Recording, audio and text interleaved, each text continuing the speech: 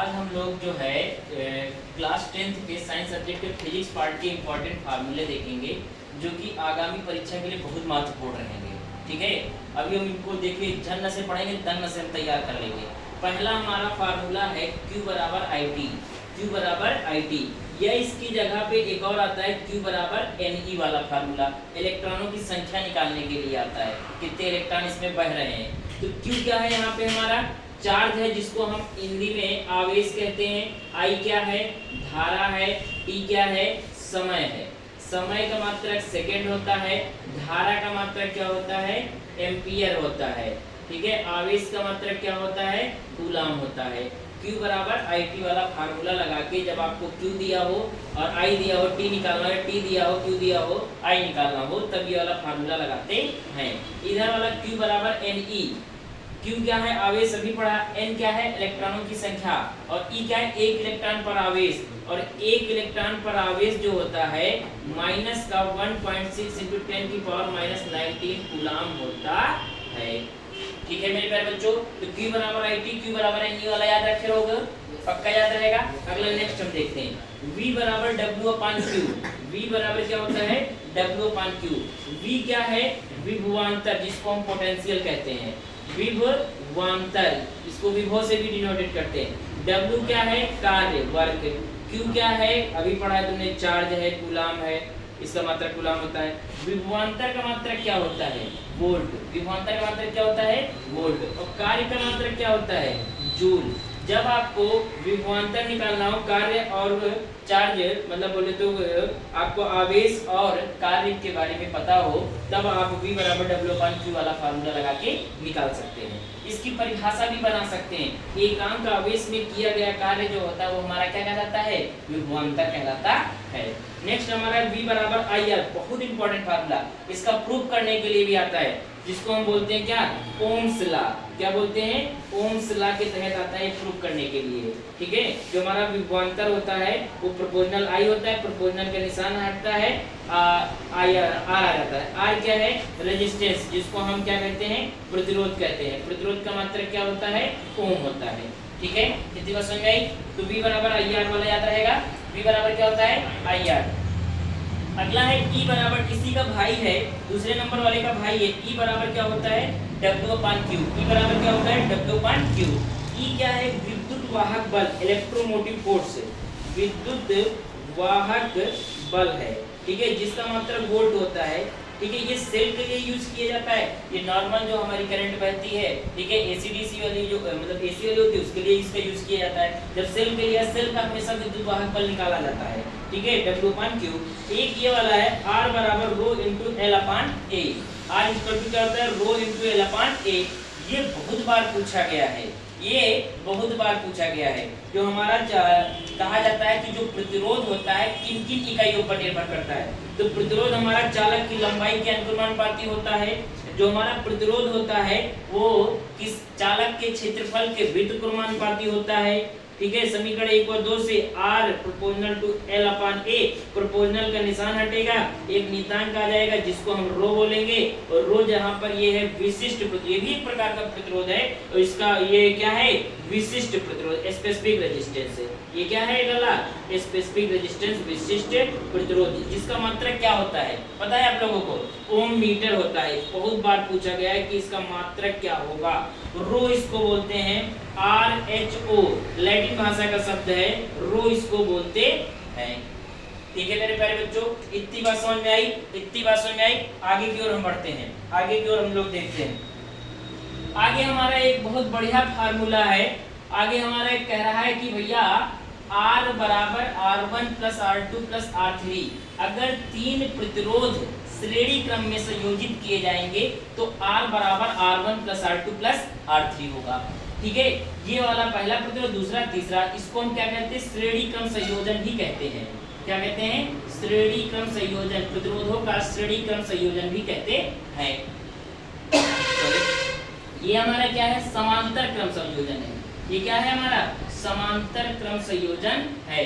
जब प्रतिरोधों को समांतर क्रम में संयोजित किया जाएगा, इनका प्रूफ भैया बहुत धड़धड़ाए क्या होता है, इनका प्रूफ बिल्कुल अच्छी तरीके से तैयार कर लेना, और इनके सवाल एकदम झंझनाए क्या आवत में, सर्किट वाला सवाल ना है आपको अगर पेपर में न मिले ना तो हमसे कहना वो पेपर है बेकार जिसमें सर्किट वाले सवाल ना आए, वो पेपर है बेकार जिसमें सर्किट वाले सवाल ना आए।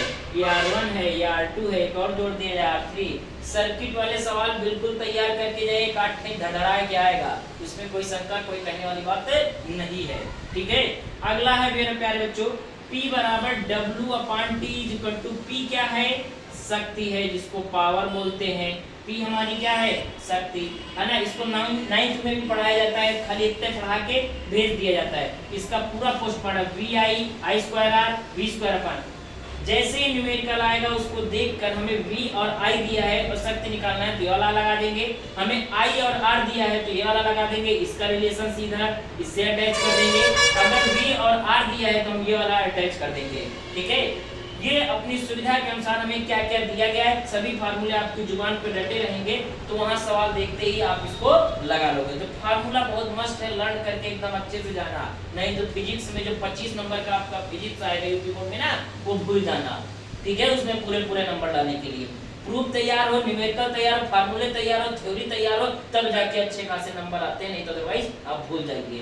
ठीक है, नेक्स्ट हमारा है B = μ0/4π I डेल्टा। अच्छा यहाँ पे आपको पता है W कार्य है, T जो है समय है, P अपनी शक्ति बता ही दिया। शक्ति का मात्रक जो होता है वो क्या होता है? वाट होता है। ठीक है, और इनके बारे में बखूबी तरीके से जानते हो। इसी तरह W का बनता है W बराबर VQ करके QIT VIT वाला बनता है, जिसमें TT लग जाते हैं खाली W वाले में। ठीक है, क्योंकि W बराबर क्या होता है, जैसे V बराबर W/Q तो W बराबर VQ और Q बराबर IT तो VIT बन जाएगा। ठीक है, फिर यहाँ TT × I²RT बन जाएगा, V²/R × T बन जाएगा। ठीक है, तो W वाला भी बना लेना भैया। अगला है B बराबर μ0/4π I delta L sin θ/r²। ठीक है, B क्या है? कोई किसी भी चालक का चुंबकीय क्षेत्र है। क्या है? चुंबकीय क्षेत्र है, जिसका मात्रक क्या होता है? वेबर होता है। μ0/4π क्या है? कांस्टेंट वैल्यू है। I delta L sin θ/r²। इसको बायो-सेवर्ट का नियम भी कहते हैं। इसको क्या कहते हैं? बायो-सेवर्ट का नियम भी कहते हैं। बहुत इंपॉर्टेंट, इसका भी प्रूफ जो है धड़ाए के आता है। जो चुंबकीय क्षेत्र होता है वो तो विद्युत धारा के अनुक्रमणपाती, चालक की लंबाई के अनुक्रमणपाती और गड़क बिंदु से दूरी के वर्ग के व्युत्क्रमणपाती होता है और उसके ज्या के अनुक्रमणपाती होता है। झुकाव के ज्या के क्या होता है? अनुक्रमणपाती। इसका प्रूफ एकदम हम अच्छे से बताएं, वो आप लोग तैयार कर लीजिएगा। अब आगे बात करते हैं μ0/4π की वैल्यू 10⁻⁷ न्यूटन/मीटर² होती है। ठीक है, ये भी तैयार करने रहना क्योंकि न्यूमेरिकल में आपको इसकी जरूरत पड़ेगी। ओके, आगे की ओर हम बात करते हैं मेरे लल्ला। आगे हमारा दिया गया है B बराबर इसी का भाई है, इसी का भाई है। जब चालक की लंबाई आपको दी रहेगी तो ये वाला लगाएंगे आप फार्मूला। जब चालक अनंत लंबाई का होगा तो ये वाला लगाएंगे μ0/4π 2I/r। जब आपको चालक की लंबाई ना दी गई हो, धारा दी गई हो और उसके गड़क बिंदु की दूरी दी गई हो और आपसे कहे चुंबकीय क्षेत्र निकालो तो ये वाला फार्मूला लगाओगे। और जब आपको झुकाव दिया गया हो और चालक की लंबाई दी गई हो तो ये वाला फार्मूला लगाएंगे। वहां पे न्यूमेरिकल देख के आपको समझना है क्या क्या में डाटा गिवन है और कौन सा फार्मूला फिट होगा। ये वाला का है किसके लिए लगता है? जब चालक की लंबाई अनंत हो, इनफिनिट हो। ठीक है, अगला है F बराबर BIL sin θ। जो चालक पर उत्पन्न बल होता है, बल के लिए हमने फार्मूले भी बताए हैं, है ना। फ्लेमिंग के दाएं हाथ के नियम, स्क्रू गेज का नियम जो है आपका, पेज का नियम मैक्सवेल के, उनको भी तैयार कर लिए, एकदम धड़धड़ाए के आएंगे वो भी। ठीक है, F बराबर F क्या है हमारा? फोर्स है, बल है, जिसका मात्रक क्या होता है? न्यूटन होता है। B चुंबकीय क्षेत्र है, I धारा है, L लंबाई है चालक की, झुकाव है। ठीक है, और ये किस पर होता है? जब चालक स्थिर रहेगा और अगर उस पर आवेश Q आवेश गतिमान है, गतिमान वाली कंडीशन में उत्पन्न बल जो होगा F बराबर QEB sin θ होगा। इसमें जो है इसके अंतर्गत फ्लेमिंग के बाएं हाथ का नियम आता है।